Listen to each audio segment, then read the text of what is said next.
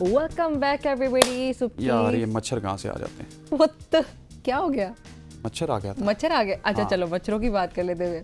अब मच्छरों की बात करनी पड़ेगी मुझे लगता है। मच्छरों की ही बात करनी पड़ेगी। जिस तरह से स्टूडियो में कहाँ से आ गए काट मच्छर? रहे हैं। स्टूडियो में मच्छर आ गए और हसनैन को काट रहे हैं। मुझे लगता है उस हिसाब से हमें कुछ मच्छरों की बात कर लेनी चाहिए। आज आज तो मच्छरों की वैसे बात भी करनी चाहिए। मुझे याद आया as soon as you did that, आज मच्छरों का आलमी दिन मना रहे हैं। Can you believe that? फिर बात कर लेते हैं ना। फिर बात करते सही हैं। वक्त पे मैंने मच्छर मारा है। सही वक्त पे मच्छर मारा और आलमी दिन भी मना रहे हैं। हर साल 20 अगस्त यानी आज के रोज हम ये दिन मनाते हैं और इसकी ऑब्वियसली आपको अच्छा जैसे मैंने फर्स्ट लाइन बोली है मुझे लग रहा है थोड़ा फनी साउंड कर रहा है, लेकिन नहीं, ये फनी नहीं है, बहुत इंपॉर्टेंट है।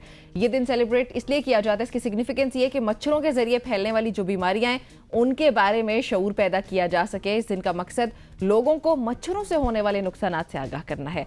मच्छर ना सिर्फ मलेरिया और डेंगू, इसके अलावा दीगर बहुत सारी ऐसी बीमारियां हैं जो कि बहुत सारे वायरसेस जो मच्छर के थ्रू आपकी बॉडी में एंटर होते हैं और आपको बहुत बड़ी बड़ी बीमारियों का शिकार कर सकते हैं। तो इसलिए इस दिन को आप ही हमारे साथ मिलकर सेलिब्रेट करो और मच्छरों को हसनैन की तरह मारें। एग्जैक्टली और इसी हवाले से क्योंकि अब मैंने मच्छर मार दिया है तो डॉक्टर साहिबा हमारे साथ मौजूद है, डॉक्टर अनीसा जलील साहिबा। डॉक्टर साहिबा thank you very much for joining us. सबसे पहले बहुत शुक्रिया, लेकिन पहले मेरे ख्याल में अनाउंस कर देते हैं, हम कॉल्स भी ले रहे हैं। डॉक्टर साहिबा से कोई सवाल होगा तो आप लोग कॉल कर सकते हैं डेंगू से मुताल्लिक या जो भी बीमारियां भी डॉक्टर साहिबा जिनका जिक्र करेंगी मच्छरों की वजह से जो फैलती हैं।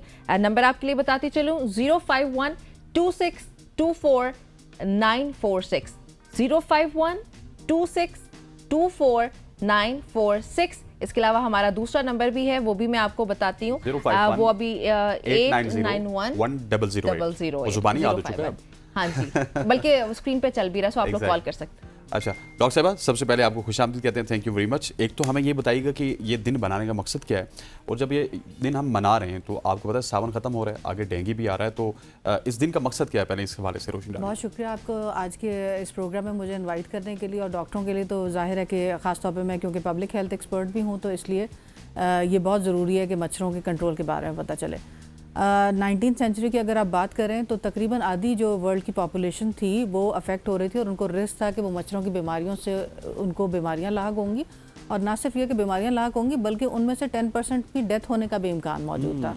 तो आप इस बात की सिग्निफिकेंस का अंदाज़ा लगाएं। आज का दिन मनाने का मकसद ये है कि डॉक्टर रोनाल्ड रॉस जो हैं यूके के एक फिजिशियन थे जिन्होंने एक्सपेरिमेंट्स किए थे, और आज ही के दिन 20 अगस्त 1897 में उन्होंने ये डिस्कवरी की थी कि ये जो मलेरिया का मच्छर है ये इसकी जो अफजाइश है वो मॉस्किटो के अंदर हो रही है। तो उस दिन जिस दिन हमें ये बात पता चली थी, क्योंकि डेथ को प्रिवेंट करने का तो कोई तरीका नहीं था, दवा भी मौजूद थी लेकिन वो इतने लार्ज स्केल पे मैंने आपको बता ही दिया कि आधी दुनिया इसके रिस्क पे मौजूद थी। तो जब ये डिस्कवरी आई तो लोगों को ये नई बात पता चली कि अच्छा अब इसके वेक्टर को कंट्रोल करना है, मच्छर को कंट्रोल करना है, तो हम इस बीमारी से बहुत ज़्यादा कम हो सकेंगे।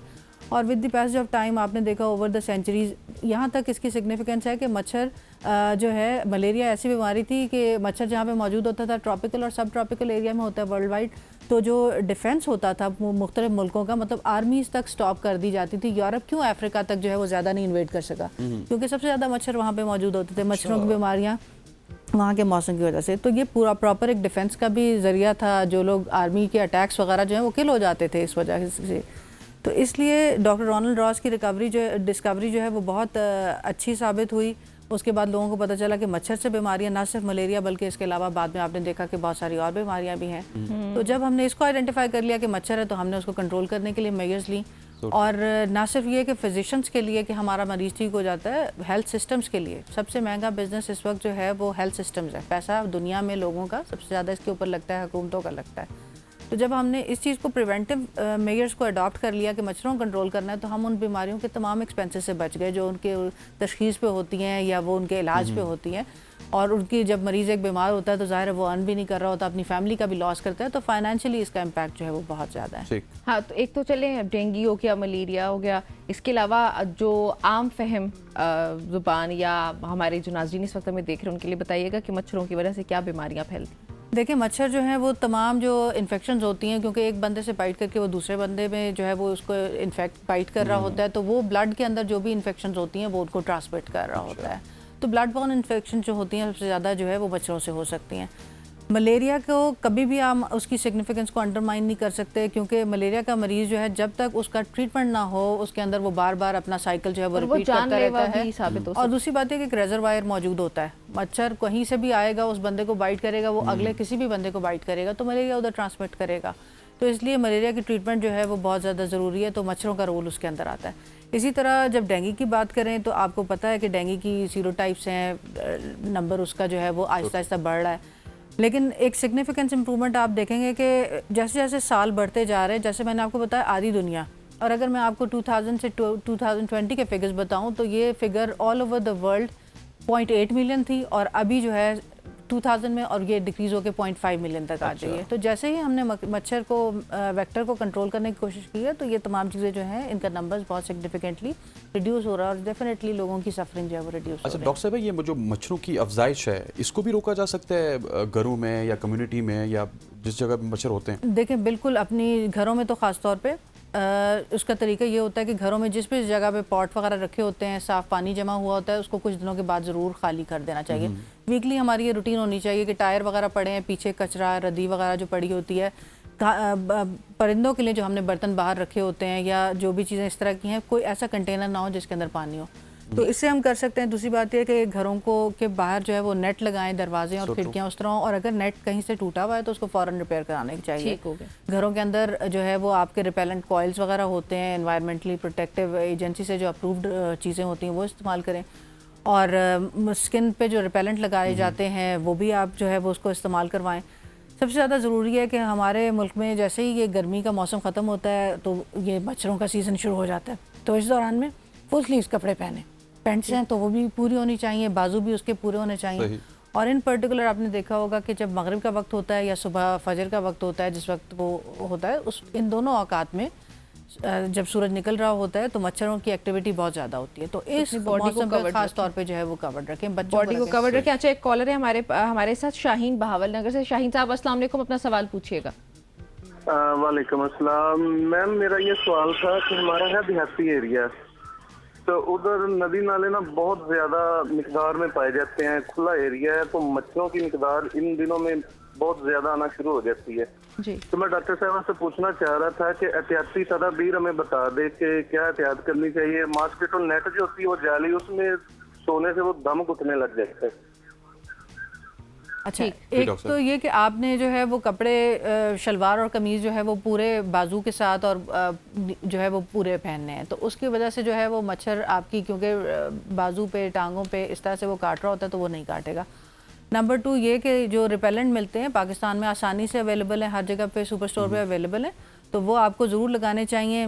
उनकी भी एहतियात आपको करनी चाहिए कि आँखों और मुँह चेहरे वगैरह के ऊपर जो है वो नहीं लगाया जाता, कानों के पीछे लगा लें। बच्चों को ख़ास तौर पे जो है, क्योंकि बच्चे भी आजकल जो है वो उसमें नहीं ख्याल करते, तो बच्चों को जो है वो मॉस्किटो रिपेलेंट दिन में 2 दफ़ा जो है वो सुबह और शाम के औकात में, नहीं पूरी बॉडी के ऊपर लगाएं, लेकिन फेस के ऊपर जो है वो नहीं लगाना होता। तो उसकी प्रोटेक्शन ये है कि पीछे आप कान के पीछे छोटे बच्चों को लगा दें, टांगों की पिछली साइड पे लगा दें, जहाँ पे बच्चे, क्योंकि बच्चे हाथ अपने मुंह में ले लेते हैं ना, हाँ। बड़े लोग तो इस बात का ख्याल करते हैं, तो बच्चों में खास तौर पे जब आप लगाएं तो आप इस बात का ख्याल करें कि जैसे बाजुओं के ऊपर अगर आप लगा रहे हैं तो थोड़ा सा ऊपर करके लगा दें, वो जगह जहाँ जो अपने मुंह के करीब वो ना ला सके। अच्छा। और फेस के ऊपर नहीं लगाना चाहिए, कानों की बैक पे लगा देंगे तो पीछे वाला एरिया सारा कवर हो जाएगा। और डॉक्टर साहब, जो लोशन है ये किस हद तक कारआमद है, मतलब जो मार्केट में भी आपको मिलते हैं वो आप लगा लें और हर जगह पे, उसके बाद आप मच्छरों से आपकी हिफाजत हो सकती है? बिल्कुल, आप लगा के आप खुद असर महसूस करेंगे कि आपको मच्छर, आप अगर ओपनली जाते हैं, जो वो अपना टाइम पीरियड होता है 8 आवर्स होता है, कुछ का 12 आवर्स होता है। अच्छा। तो उसका टाइम पढ़ के अगर उस टाइम पे आप लगा रहे हैं तो बिल्कुल वो फुली कारआमद है। और दूसरी बात यह है कि बेड नेट के बगैर बेशक आपका दम ज़रूर घुटता है, लेकिन आप ज़रा बड़े साइज़ का बेड नेट ले लें, लेकिन अगर आप बाहर सो रहे हैं तो बेड नेट के बगैर जो है वो सोना, वो जो है वो काफ़ी उसके साथ खतरा है। और लूज़ कपड़े पहनने चाहिए, बिल्कुल टाइट फिटिंग वाले कपड़े नहीं पहनने चाहिए। लूज़ कपड़े होंगे तो फिर भी उसको बैरियर मिलेगा और वो बाइट आपकी जो है वो जिस्म तक नहीं कर सकेगा। अच्छा, ये अच्छा समझा जाता है कि जो डेंगू का मच्छर होता है वो आपको सिर्फ घुटनों से नीचे नीचे काटता है या उससे ऊपर नहीं काटता और एक मखसूस वक्त, ये बातें ठीक होती हैं?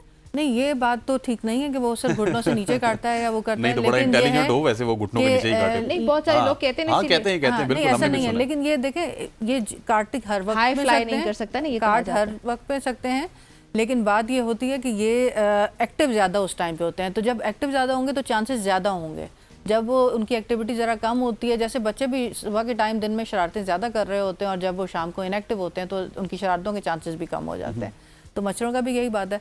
एक बहुत दिलचस्प बहस होती है, जैसे आम तौर पे लोग करते हैं कि उसके को ज़्यादा बाइट नहीं करता क्योंकि उसका खून मुख्तलिफ है और ये तो साइंटिफिकली भी ये बातें जो हैं ये अंडर स्टडी रही हैं, बहुत सारी स्टडीज़ के ऊपर हुई हैं कि किस पर्टिकुलर ब्लड ग्रुप को मच्छर जो है वो ज़्यादा काटता है। इसके अलावा कुछ जेनेटिक मेकअप और इन सब के ऊपर लेकिन कोई बहुत कॉन्क्लूसिव रिजल्ट्स अभी तक नहीं आए। ऑल्दो ये ज़रूर हमें पता चला कि O negative O blood group जो है वो वहाँ पे ज़्यादा कॉमनली काट रहे होते हैं, ए वाले को ज़रा वो कम काट रहे होते हैं, बी पॉजिटिव। कुछ स्टडीज़ ने इसको किया लेकिन साइंटिफिकली अभी तक ये जो फुल फ्लैज जो है वो फुल फ्लैज ठीक हो गया। यहाँ पे हमारे साथ एक कॉलर मौजूद है नोमान मुल्तान से। जी नोमान, पूछिएगा, क्या सवाल है आपका? नोमान साहब, आपको मेरी आवाज़ आ रही है? पूछिएगा प्लीज़। जी अस्सलाम वालेकुम। वालेकुम सलाम। नुमान साहब सवाल पूछिएगा। जी मेरी डॉक्टर साहिबा से अर्ज है कि डेंगू वायरस से बचाव की कौन सी एहतियाती तदाबीर हैं जिनसे डेंगू वायरस से बचा जा सकता है? बहुत शुक्रिया आपके सवाल करने का। एक तो बात मैं बता दूं कि हम लोग बीमारियों से परेशान बहुत ज़्यादा हो जाते हैं, हमें परेशानी से ज़्यादा एहतियात के ऊपर गौर करना चाहिए। डेंगू की बहुत सारी सीरोटाइप्स होती हैं और मैं आपको बताऊं कि 90% इन्फेक्शन ऐसी होती हैं जिसमें मरीज़ को पता ही नहीं होता कि मुझे ये इन्फेक्शन हो गई है। तो सबसे पहले तो इस सारी कैटेगरी को आउट कर दें। उसके बाद जो 10% में होता भी है तो उनमें से भी बहुत कम जो हैं वो लोग होते हैं जिनके अंदर इन्फेक्शन जो है वो एक कोई सीरियस बीमारी कॉज करती है जिसकी वजह से उनको मसाइल होते हैं। तो डेंगू का खौफ बहुत ज़्यादा है। खौफ को कम करने के बजाय हमें एहतियात के ऊपर गौर करनी चाहिए और डेंगू की एहतियात भी एग्जैक्टली वही है कि घरों में पानी, मच्छरों की अफजाइश का जो है वो आपके घर के इर्द गिर्द ना हो। और दूसरी बात यह है कि जब आप अपने कपड़े लूज कपड़े पहने और फुल स्लीव के कपड़े पहने, बाजू और जो है वो उसकी शलवार जो है वो पूरी होनी चाहिए।